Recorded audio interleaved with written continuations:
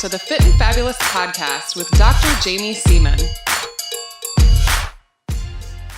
Today's The Fit and Fabulous podcast with Dr. Jaime Seaman is brought to you by Vitamin IQ.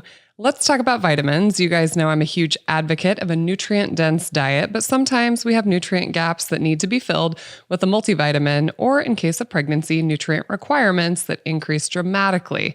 We want to ensure that you're getting the proper nutrients that are crucial to a healthy pregnancy, baby, and mom. As an OBGYN, I get asked on a daily basis what prenatal vitamins and multivitamins that I recommend to my patients, and my answer is Vitamin IQ.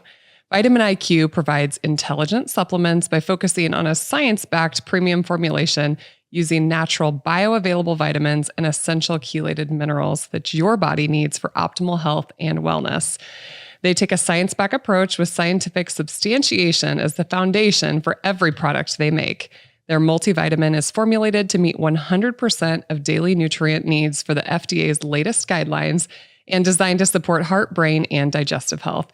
Whether it's published research, clinical experience, or new guidelines, they formulate based on science. All products are made in an FDA-registered facility. They're third-party lab tested, and they provide the most natural, bioavailable ingredients that they can environmentally and ethically source. I serve as Chief Medical Officer and help develop their line, including an industry-leading prenatal, men's and women's multi-immune support, brain performance, and so much more. So thank you to Vitamin IQ, today's Fit and Fabulous podcast sponsor. Hey, everybody, it's Dr. Jaime, and welcome back to the Fit and Fabulous podcast. I'm so excited to be here with you again today. And thank you so much for all the love. The Fit and Fabulous podcast has been getting downloaded in countries across the world, in so many cities. It's just been such an honor to watch all the downloads and the reviews that you guys are giving me. So every time you do that, every time you get on Apple Podcasts and you download and you leave those comments, it really helps our visibility. So please continue to do that. I appreciate each and every one of my valued listeners so much. And every time you share these podcasts, I'm bringing topics to you that I feel are important, that can have impact in your life and in other people's lives. So every time you share these important things, you're helping spread our message around the world. So thank you all so much. I just want you to know how much I appreciate each and every one of you. So on today's podcast, I have a super special guest. I never in my wildest dreams thought that I would be sitting here at this podcasting table interviewing my own father.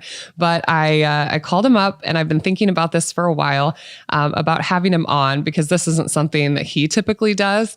And of course, social media was, he grew up in the ice age when they walked uphill both ways to school in the snow. Don't worry. I heard about it for many, many, many years, but I think that he has something to share, and I think he has some value that he can really bring to my listeners. And so that's why I really wanted to have him on, because my dad grew up in a small town in Nebraska and was a multi-sport athlete, played professionally. But late in his life, when we think about this idea of life after sports, my dad has suffered with not only metabolic disease, but some of the life after sports injuries that come with mental health disorders. And so that's what we're going to wrap up the podcast with later in the podcast, to talk about these super important science things. But let's make it a little more light. Dad, thank you so much for taking me up on this opportunity to come on the Fit and Fabulous podcast. It's a pleasure.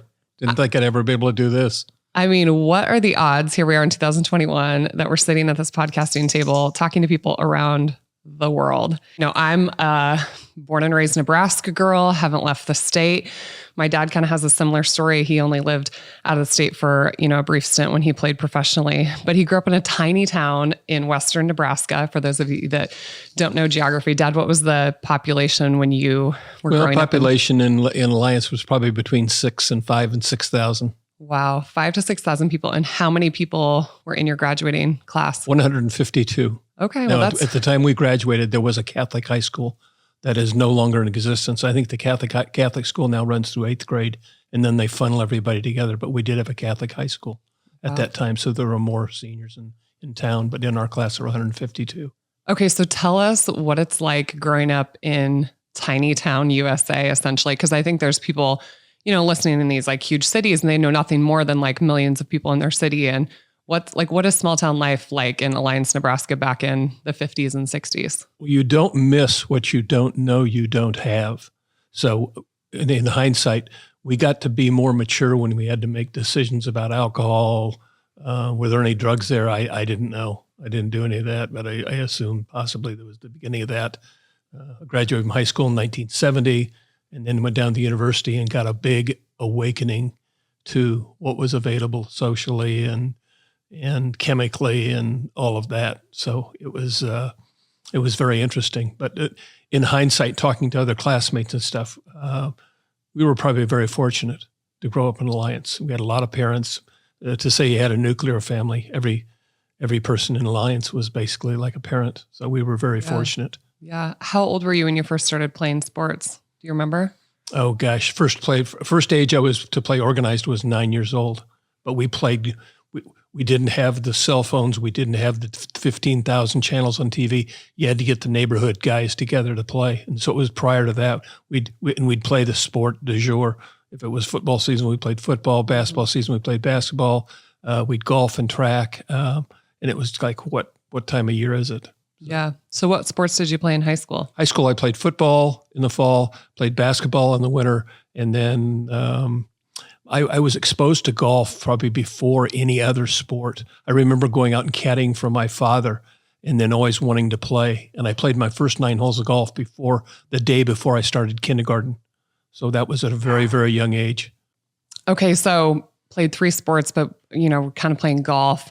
So then tell me what it's like. Like, how do you end up at the University of Nebraska? Is that like every kid's dream in small town Nebraska? Well, at that time, it was in the late 60s. I obviously graduated in 1970, and Bob Devaney had showed up in 62, and he got Nebraska on the map. At one point in time, in like 65 and 66, they were ranked number 1, and they ended up getting beat and not winning the national title. And so it was the new thing and the most popular in my mind. I also had some influence with a coach. The coach my junior and senior year was a coach that was the team captain of Nebraska when he played in the mid-60s. And I think we went back, and the first game I ever watched was probably I was in 7th grade, and we went over to watch Air Force play Nebraska. And Mike Kennedy was my high school football coach. He was captain of that Nebraska team with Frank Solich. So our paths crossed long time. And Mike was very encouraging as far as going to Nebraska and walking on.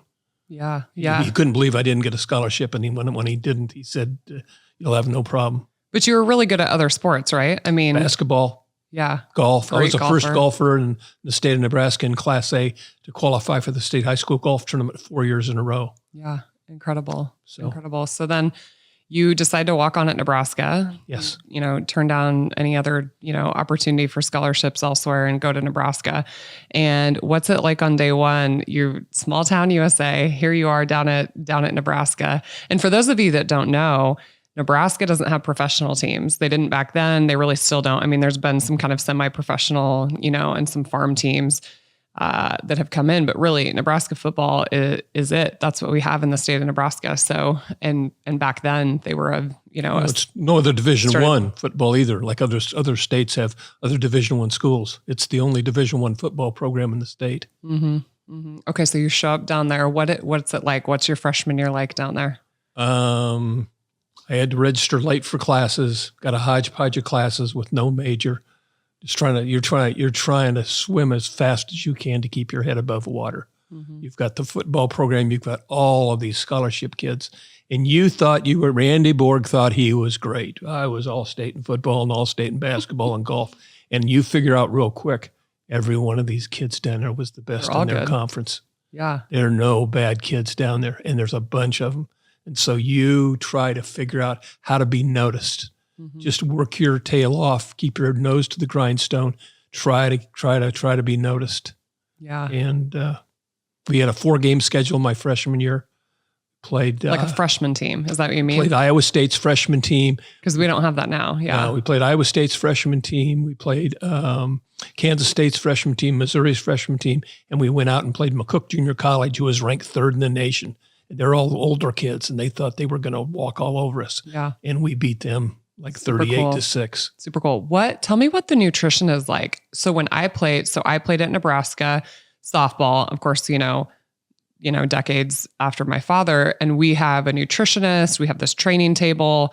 A lot of people have heard my story. I was there getting a nutrition degree. I'm so interested to hear, like, what's it like in the late 60s, early 70s? What do they feed you? Did they talk to you about nutrition? We didn't really talk about nutrition. They had certain people in certain positions, if they were trying to have them gain weight, there were some supplements. I remember some of the offensive linemen that they were trying to get big, and they had these little glasses, and they were filled up with powder, and then they mixed milk with them and shook them up, and they became very thick, and they would drink 3 or 4 of those after they ate their meals.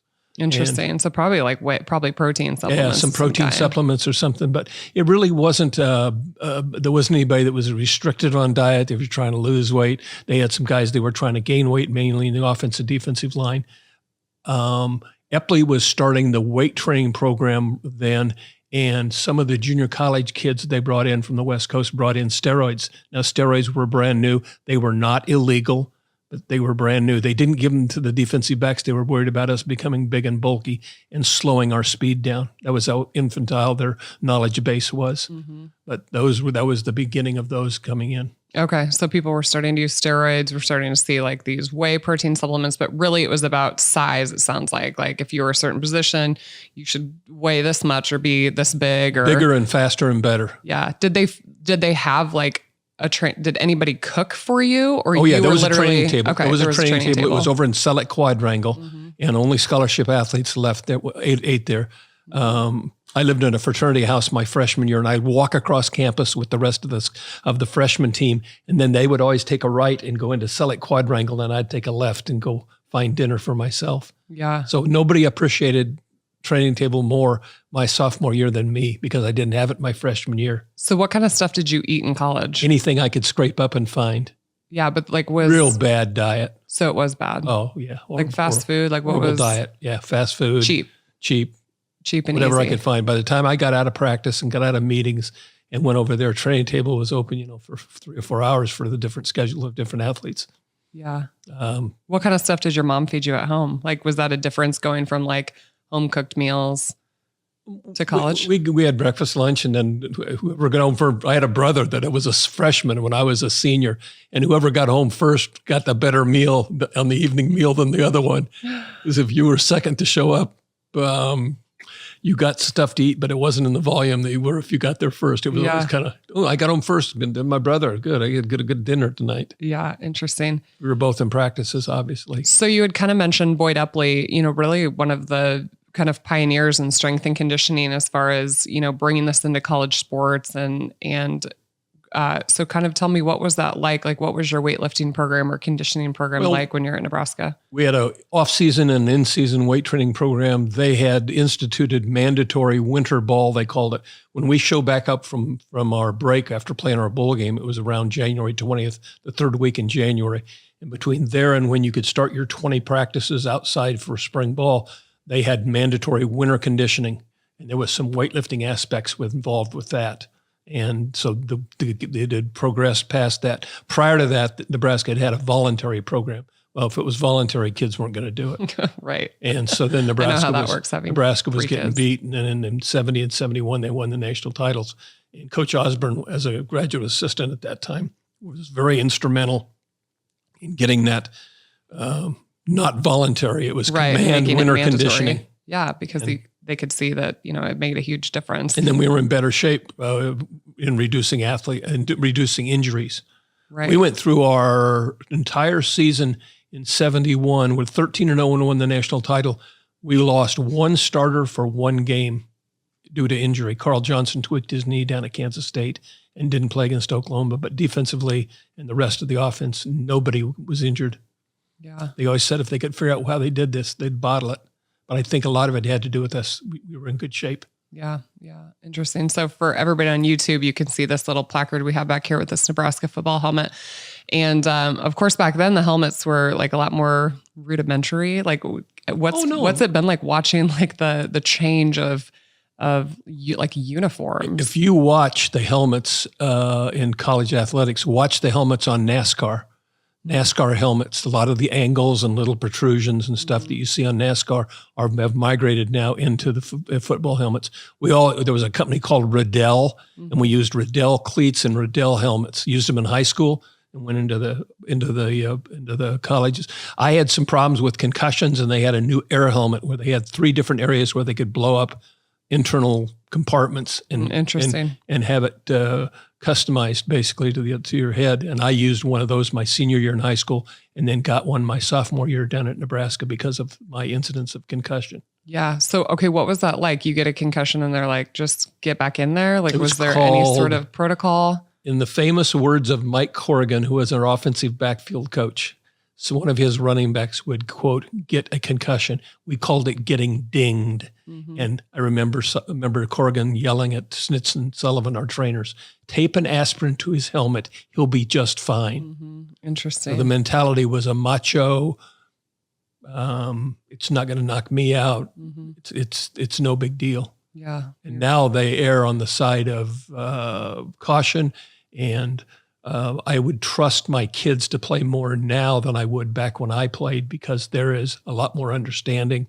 There is concussion protocol now at the college university. They have verbal tests they have to pass. And when they get a concussion, they have to pass them back up to the base level they did prior to having the concussion. If they can't pass the test, they don't play. Yeah. Even my oldest daughter just turned 10, and I was a coach on her softball team. And to be a coach on the team, I was required to, take these tests and go through these certifications, which is, crazy, right? These kids are 6, 8, and 10. But one of them was a test on concussion awareness, recognizing, signs and symptoms and when athletes should be pulled off the field and put back on the field. And you're totally right. And this is something I'm going to end the podcast with, is talking about TBI and CTE.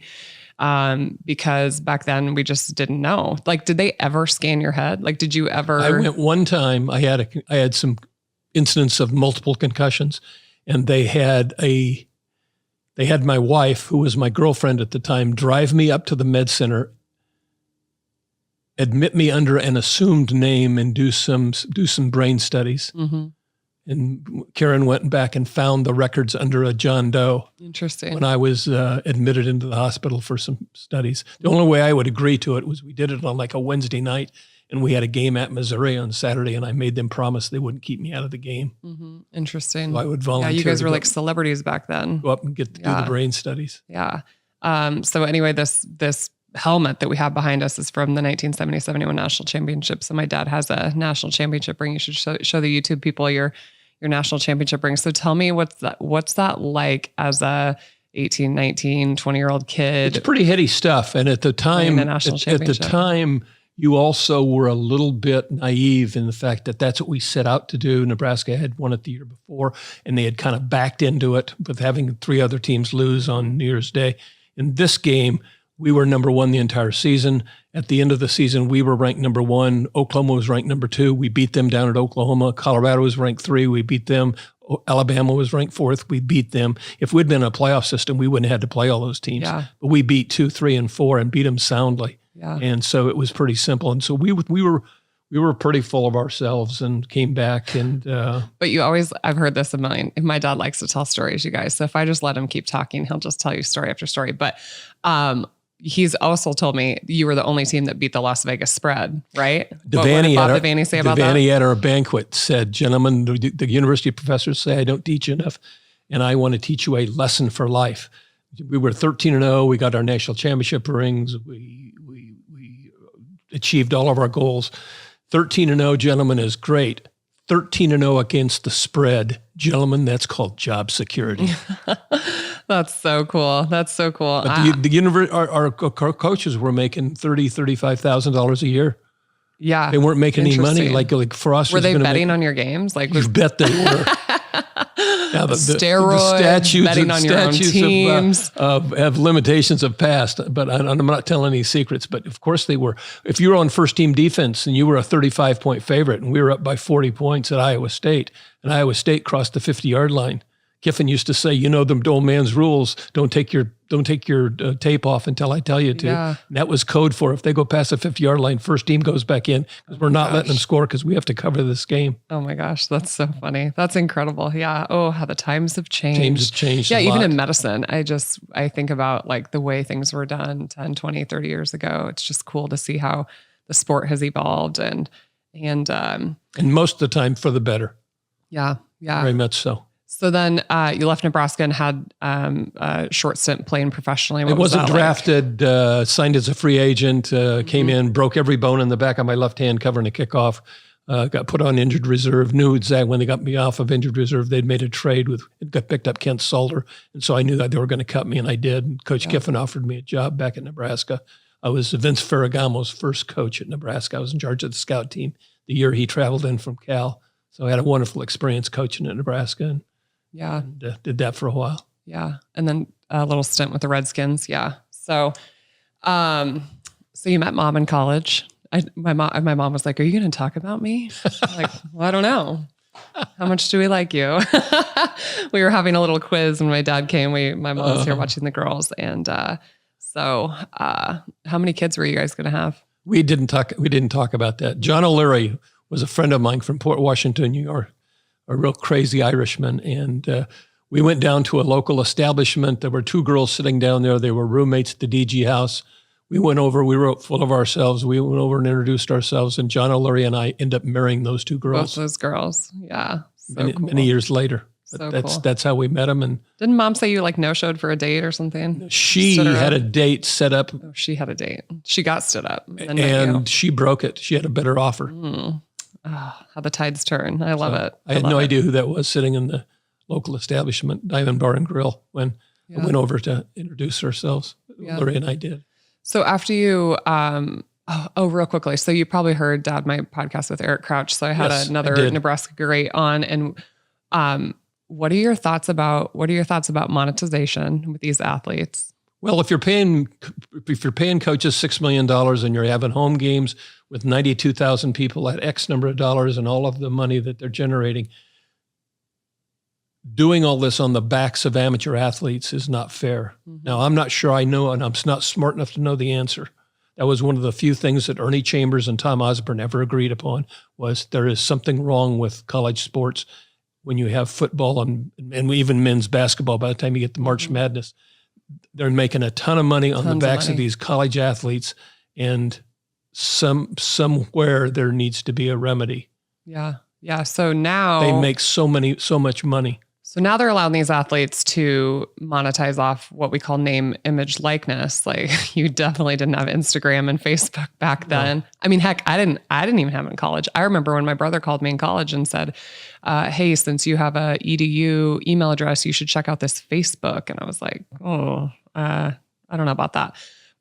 So that just ages me a little bit. But so now they can monetize off name, image, and likeness. But, Eric and I talked about how it could create a lot of tension within a team. It's going to have problems in the locker room. So do you think, what if they just paid everybody on the team the same, or I don't, I'm with you. I don't know the solution, but it's definitely, there's people making a lot of money off of quarterback at Alabama right now has hired an agent, and he has over $1 million in endorsements before the first ball is ever snapped. Crazy. Now, he may be worth that. It may make sense, but the quarterback is no better than the offensive line, or no better than the tight end, or no better than the running backs, or the team isn't going to have no more success than if they have a great defense. Mm-hmm. And how that all gets heaped onto one person. Well, and the added pressure for him. Oh. Now you got a lot of money, riding on your success and how well you do. And of course, in the news this week, everybody's talking about Simone Biles, and, what she has accomplished as the most decorated gymnast, of all time. And here she is saying, I can't do this. Self-imposed pressure. I can't compete. And, we see both sides of this argument out in the social media world of oh my gosh, how would you not compete? You're at the Olympics. This is it. Here you are. And the flip side of that saying, she's so brave. What a way to, to be able to say no, and to know that, it's okay to do that. I think that I agree with both sides, of the argument, but it's crazy with today's pressures of media and social media. I can't imagine what these Olympic athletes, feel. It's, you said when you're in small town Nebraska, games were hardly on TV. I mean, you feel in your little isolated bubble, and today, you're exposed everywhere you turn. But the closest I ever came to that was when we caught punts and returned punts. Football was a team game. You could always rely on your teammates. catching a punt in front of 98,000 people with 11 guys on the other side of the team coming down and going to tear your head off. That was self-imposed pressure. Mm-hmm. And that's as close as I think I ever came to having a panic attack, worrying about it. Yeah. That's a good segue. We're going to have a sports psychologist actually on. It's like a huge area for me having like 3, young girls, but this is a great segue, Dad, talking about kind of, mental health after sports and life after sports. So one area that as I got into the ketogenic world, into ketogenic therapy and like using nutrition as medicine, one area I really started to dive into back in 2015 was nutritional psychiatry. And so many people, mental health comes with such this stigma, but there's so many people that think that things like depression and anxiety and ADHD are just this like chemical imbalance inside of our brains that requires some sort of medication.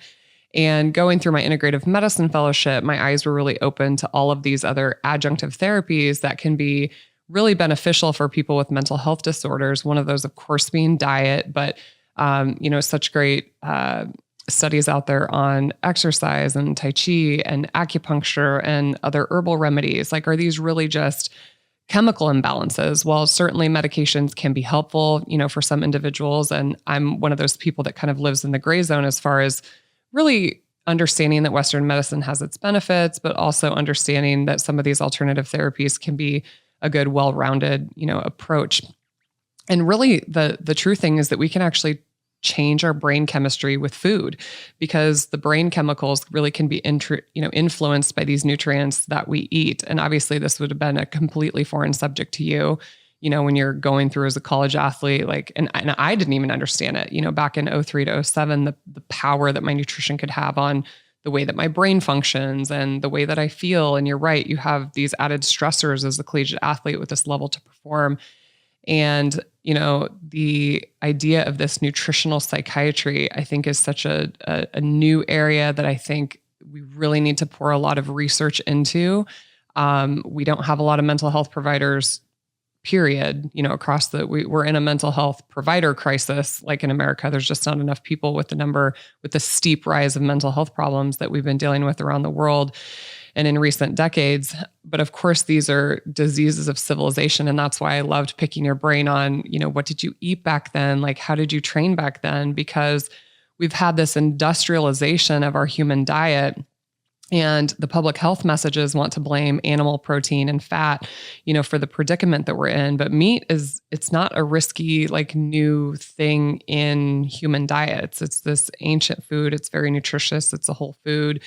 And, meat was prehistoric. Like, prehistoric people ate meat. Like, no human, you and I would not be sitting at this podcasting table right here had our ancestors been able, they could not survive without animal foods. Okay. Every Friday night we had steak, a baked potato, and salad.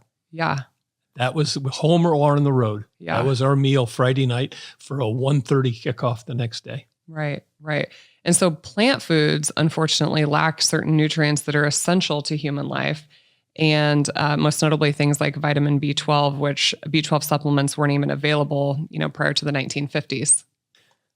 Okay, so these nutrients are just, so important. And like I said, the B12 supplements, like you said, all they were giving people was like whey protein. Did you guys even take multivitamins back then? Like, were they giving you? It's interesting. We took multivitamins, and then they had Alka-Seltzer-like tablets that were made by a local company, and we put them in glasses of water, and they fizzed up, and it gave us massive amounts of vitamin C. And the thinking was during the winter months, October, November, December, it would cut down on the incidence of the common cold by giving us and inducing vast amounts of vitamin C. Interesting. So that was about all of it in a nutshell. Yeah, interesting.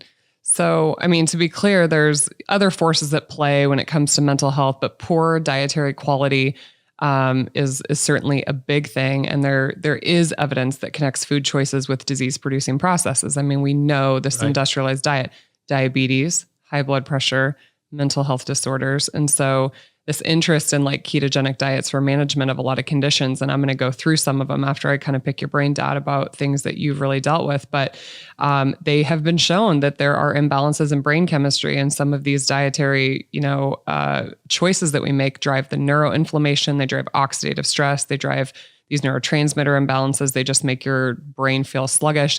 And I have dealt with bouts of anxiety and depression in like very short times, in my life, especially postpartum. That was big for me, having the girls. I dealt with some postpartum blues and anxiety for sure.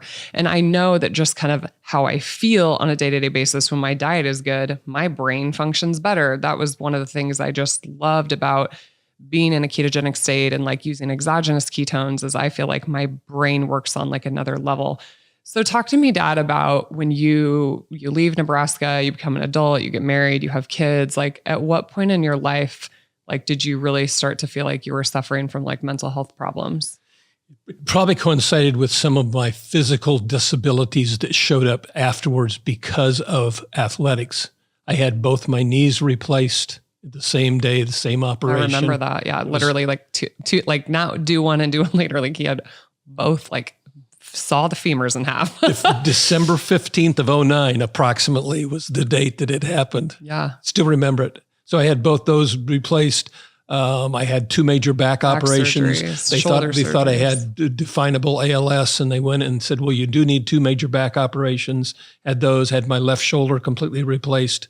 It was popping out and doing that. And so all of a sudden you were able to be at an extremely high level athletically, and all of a sudden all that was taken away from you. Mm-hmm. And there's some mental adjustments that need to be made along those lines, and somebody handle it better than others. I didn't handle it very well. I was always able to just naturally go play golf, play basketball, go play football, anything, just go do it. And I couldn't even do it socially.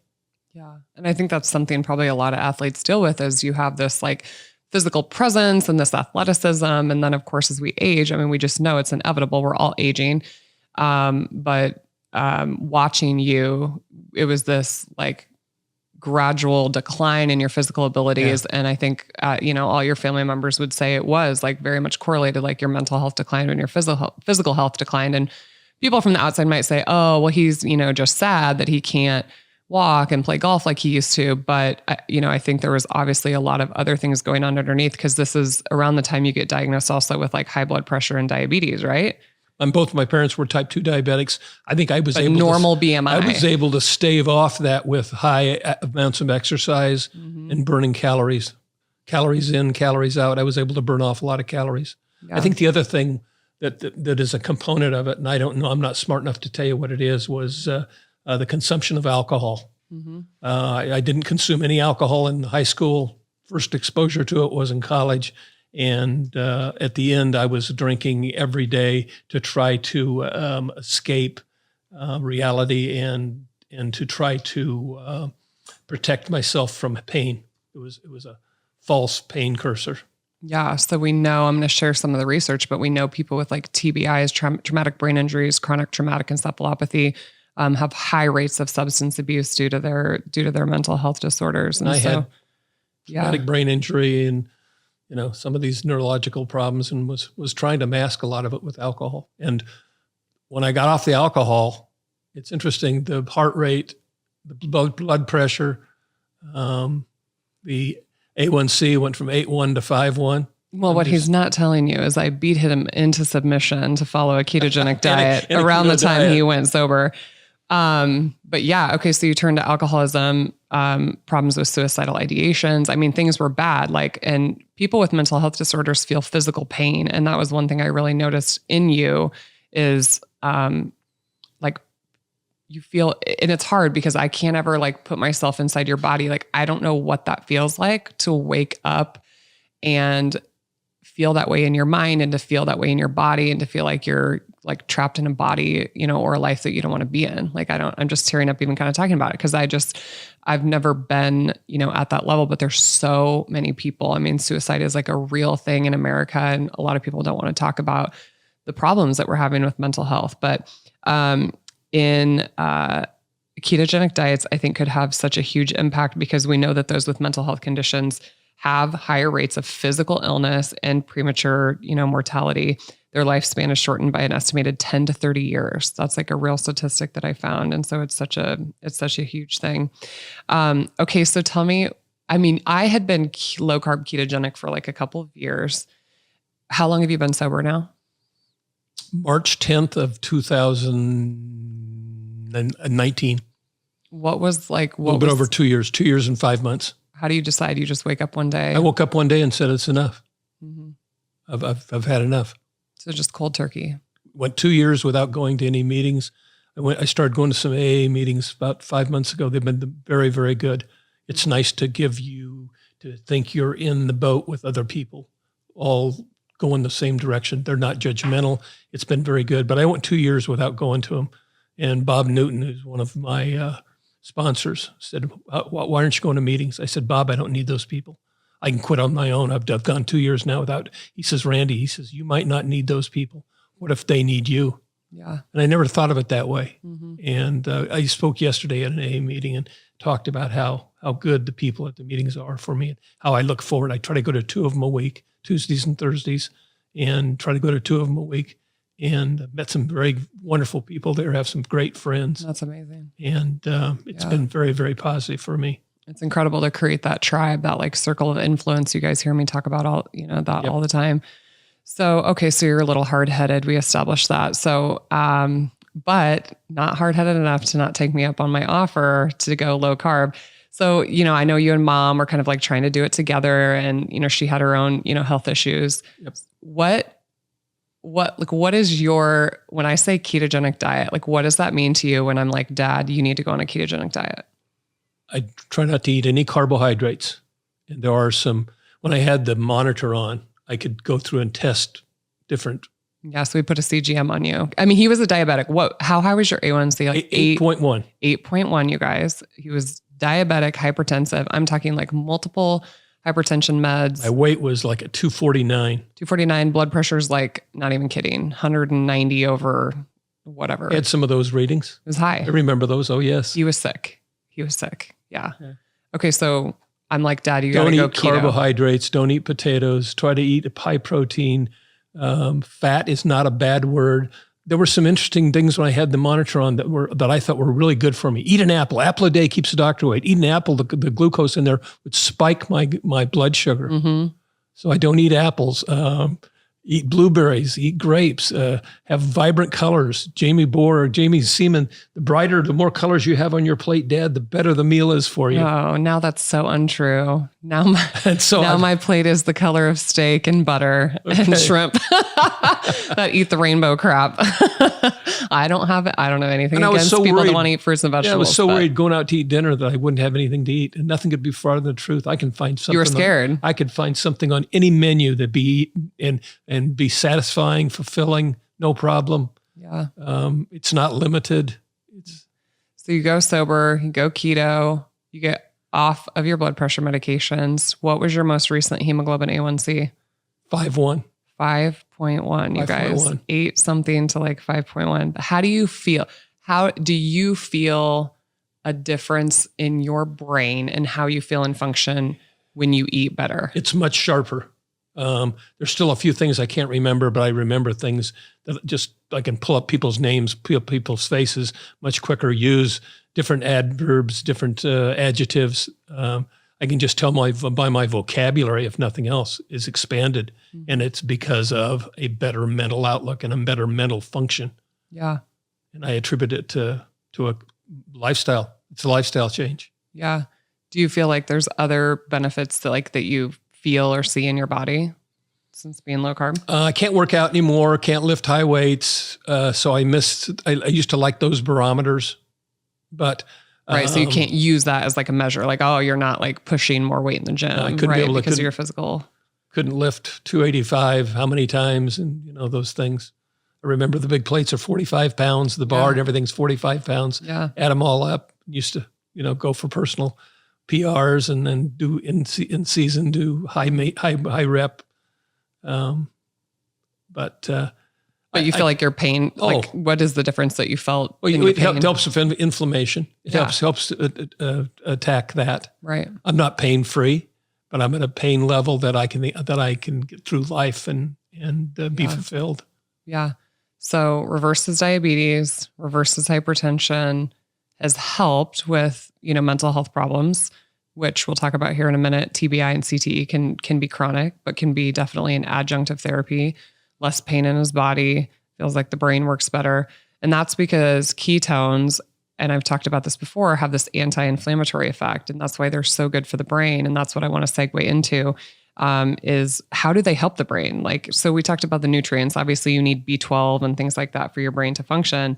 But how do we help the 264 million people in the world that are depressed, that have a disability because of mental health? But how do we help these athletes? That's what I'm so much interested in, because when I dove into the world of ketogenics, I realized that, looking at my dad and this kind of idea of CTE. So I'm going to segue right into the semen analysis, because that's what I want to dedicate all my time to with the semen analysis today, is chronic traumatic encephalopathy and traumatic brain injury and the impact that it has on our athletes, because it's not just football. It's soccer, it's MMA. I literally, people know this about me. I can barely even watch MMA and boxing, because all I can literally think about is their brain cells dying. I mean, I love sports. I love competing. I think I could probably get in a ring and box myself, but it's just really hard for me to watch, because I can't help but think about, the problems that these athletes could have, down the road. So there was this study that was done. This was like the rip the Band-Aid off the problem, was these researchers who looked at, it was a case series of 202 football players whose brains were donated for research. And they did neuropathologic evaluations and retrospective telephone clinical assessments. So it was including head trauma. So they would have called my dad and said, how many concussions do you think you have? And, but the informants were performed blinded. Okay. So of course, this isn't like a randomized control trial, but this is the best we could do to start to look at this, because what we're trying to figure out is, if we can look at the people that have died from these problems, how can we help the people that are alive? How can we help somebody like my dad, that's sitting across the table from me and he's still alive and he's dealing with the problems of this? So they looked, the findings, they took a sample of 202 deceased players of American football, and it was a brain donation program. So they passed away, their families donated their bodies to science, and chronic traumatic encephalopathy was neuropathologically diagnosed in 177 players across all levels of play. So that's 87% of the samples. Now, what was of course very, grabbed in the media, made a huge headline, was 110 out of 111 former NFL players. That's 99% of the brains that they looked at were affected by chronic traumatic encephalopathy. CTE. Holy smokes. And of course, the NFL is now paying out settlements for this, and the college athletes are looking at ways, you started to mention, NASCAR, football, they're starting to look at the helmets, how do we, improve some of these things. But this was kind of the first big, Band-Aid that got ripped off. And some of these people had only played in high school. Some of them had played, semi-professional. But chronic traumatic encephalopathy is essentially this progressive neurodegeneration that's associated with repetitive head trauma. So how many concussions, Dad, do you think you've had? Well, I had my first concussions as an 8th grader. That means that I was 13 years old. Mm-hmm. And there was a freshman team at Alliance had a quarterback that was hurt before the beginning of the season. And so I remember the coaches of the freshman team coming down and talking to my father. And they wanted to bring me up as an 8th grader to quarterback the freshman team. And I had my first 2 concussions that year. We had a 4-game schedule, and had my first 2 concussions at age 13. Yeah. And in talking to Pat Clare and the boys, they say, once you break that threshold and have that first concussion, the repetitive aspect of getting more concussions and more damaging. The threshold gets lower and lower and lower, and the damage gets greater and greater. Yeah. So in 2013, based on a report of the clinical features of these, there were 68 men who were alive who they thought had CTE. There was 36 of them that were football players. So they started to create this criteria for CTE and this staging scheme. And there was really 2 clinical presentations that were described. The first one was basically these initial features developed at a young age, and they involved behavioral disturbance, mood disturbance, or both. So, I mean, just think of that. Like, I mean, think of all these like young athletes where you're like, oh, the kid's like, he's not performing well in school, or he's got some anxiety and depression. Like, could this be CTE at such a young age? Like you just said, you're in the 8th grade playing, contact football. And then the other presentation was an older age. And these are the people who were athletes their whole life, and they come in with cognitive impairment, right? Which is a huge deal, neurologic impairment as we get older. But it wasn't until 2015 that the neuropathological criteria for the diagnosis was actually refined by this panel of pathologists. And then, of course, this study comes out where they actually looked at the brains and they did these autopsies and they scanned their heads and they realized how bad, this damage really was with these players. And the most common primary cause of death for these people in the study, these 202 brains that they chopped up essentially, right, was neurodegenerative diseases for all 3 of them. I mean, it was like they literally died because their brains were broken. And like we had touched on with your history of alcoholism, is that substance use disorders, suicidality, family history of psychiatric illness were extremely common among those who initially presented with this behavior and mood symptoms. And so sometimes those can be presenting symptoms as well as like substance abuse, suicidal ideations. So the other interesting things I wanted to kind of tease out of this study is that the severity of the CTE was distributed across the highest level of play, with all the former high school players having really mild pathology and the former collegiate athletes, semi-professional, having severe. So just like you said, these doctors told you there's this threshold, like once you get one, then the second one is worse and the third one is worse. And so that's what they found in this study. And so the duration of years that you are an athlete, or that you're getting, these insults to your brain, it is absolutely definitely worse. And we saw NFL players leave. I mean, we saw people leave the Professional Football League over these studies and the results that came from them. But nearly all the former NFL players in the study had severe disease. And so we know at that level of play, they've just been really, I mean, in my theory, it's like they've just been playing so long. I mean, once you get to the Professional Football League, plus these are like the creme de la creme. Like you're getting smoked. I mean, right? People make like highlight reels off of people getting. They put in this astroturf so that you wouldn't slip. You could get high speed and maintain it, even if it was a wet, rainy day. Yeah. So age at first exposure to football, the duration of play, the player's position, because they broke it down in the study. Many of these guys were linemen and things like that. The cumulative hits, and then the linear and rotational acceleration of the hits. And so that's why they've created these rules now, like targeting calls and other things to try to reduce, the people just getting, hit blindly. Okay, so this is an amazing study. And the thing that you have to understand about this is you can't just, let's say you just pull your 8th grader off the field, but CTE, once it happens, once this process starts, it's a progressive disease.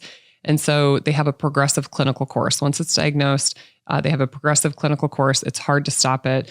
And the severity of their CTE is associated and correlated with their age of death. So it literally, like I said, it can take 10, 30 years off of these people's lives. Of course, this study has some limitations that I want to highlight some of the limitations. Of course, there's participation bias. So, these were bodies that were donated by families of people that played. So it's not like they're taking a random sample of population of like all football players, all different types of, athletes that are in contact sports. And the brain bank where they get these, of course, it's all former American football players. So it'd be hard to say, in other countries, of course, there's professional football leagues in Europe and these other places. And then of course, the selection in the brain banks is associated with their, if they had dementia, if they had depression, their age, their sex, their education, all these things. So there's of course always things about studies that we have to highlight that they could be weaknesses, but seriously eye-opening. The other thing that is super interesting, we're talking about aging brains, but TBI is also the leading cause of death and disability in infants less than 2. Okay, so I'm talking to the mom out there who it all happens to us. We get distracted and your kid falls and smashes their face into the fireplace. Like that's a traumatic brain injury that could have a profound impact on your child's life. And then adolescents age 15 to 18. And additionally, 20% of pediatric patients that have suffered TBI experience lifelong physical disabilities like persistent attention, memory, concentration deficits, as well as emotional disorders like anxiety and depression. And that can significantly impact their schoolwork, their work performance, and it can make them, dysfunctional in their social life. But the financial burden alone of these problems, the U.S. spends $1 billion per year on pediatric traumatic brain injuries, $1 billion per year on TBIs in kids.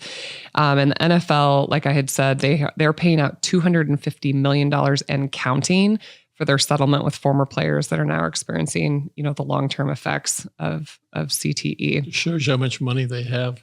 Well, yeah, like we said, they can afford to come up with that pocket change. That's amazing. A whole nother issue. But worldwide, there's 22 million children that are, being exposed to different head injuries. And like I said, it's not just football, it's soccer. I was reading a study looking at kids, they headbutt, like what do you call that? A header. A head when they had the, soccer ball. So on average, soccer players perform 6 to 12 headers per game and a lot more during practices. This results in thousands of headers over a soccer player's career, right? We haven't taken the professional soccer players and sliced up their brains, but we might find the exact same thing. Probably doing more in practice than they are during the game. Yeah, repetitive. But the study looked at a bunch of 15-year-old male soccer players, and they found that the players that performed the most headers had a lack of improvement in cognitive performance and slower reaction time compared to their counterparts that didn't head the ball as much. So that's pretty scary. Wow. Yeah. So these TBIs is a consequence of not only direct force, so, actually like hitting the head, but also this indirect mechanical force. So when you hit the head, the brain is in floating in fluid, right? And so then it flies over and it hits the other side. But following a concussion to the head, what happens is the brain has an increased demand for energy. So this is where I want to dive into the science just for a little bit. So like what is actually happening in the brain? Obviously you guys can all imagine if I punch you in the arm really hard, I cause trauma. Like I cause a bruise, it gets swollen, it gets red, right? But what's happening, at the level of the brain, and why could ketogenic therapy be helpful, for these athletes? Could we mitigated some of the damage to my own, father's brain playing football for so long? Because that's what's important to me. I have 3 little girls that are, 6, 8, and 10, and obviously they're probably not going to play football. But so following a concussion, the brain goes into this increased energy demand. And I think of it almost like starvation in the land of plenty, right? There's energy that's available, but the brain is in this shocked state and it can't take up the energy. And it's doing its best. It's trying to find, it's trying to heal, but this blow is so large. And so what happens inside the brain is there's, of course, possible cell death, right? That happens. DNA and proteins get damaged. We start forming free radicals, swelling happens, vascular damage happens, and this inflammatory response happens. Okay, so just like I, kind of was giving you this visualization of punching you in the arm, that's literally happening inside the brain. But what happens is the brain impairs the ability to take up glucose. And glucose is, of course, the primary energy source of the brain. When you and I are just sitting here talking, Dad, that's, our brain is primarily using glucose. So what happens? Okay, so it can't use glucose. So now it's literally starving. And so this cascade of inflammatory changes and swelling and vascular damage and DNA damage are just getting, it's not stopping. It's like the vicious cycle of damage. And so how do we stop that? How do we stop that from happening? What if there was an alternative fuel source for the brain? And that's where ketogenic therapy comes into play, because our brain, it automatically starts looking for other transporters, other ways that it could get another energy source into the brain, right, when this happens. And it's known in rats. Of course, we always study, rodents, but it's known in rats and humans. We're actually born. So I'm an OBGYN. We're born in a ketotic state. We're born. Did you know that, Dad? We're born with ketones. We're born with ketones in our bloodstream, and our brains rely heavily on ketones for a fuel source.